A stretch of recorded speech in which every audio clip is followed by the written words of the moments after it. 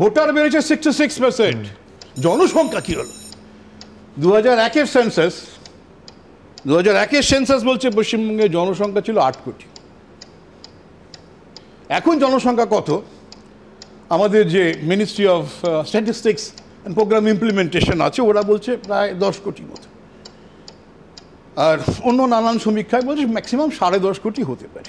যখন জানা গেল, এখন সব কিছু করা যায় না। যখন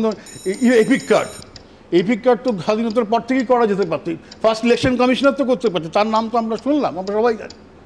কিন্তু করলেন কে? T N Seshan. We have to wait for some good officers.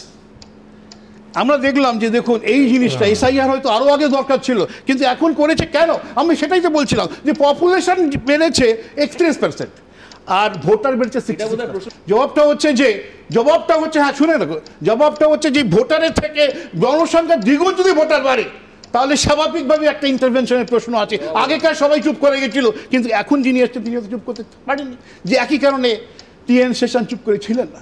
সুতরাং নির্ভর করে কারা ইলেকশন কমিশনের দায়িত্বে আছে।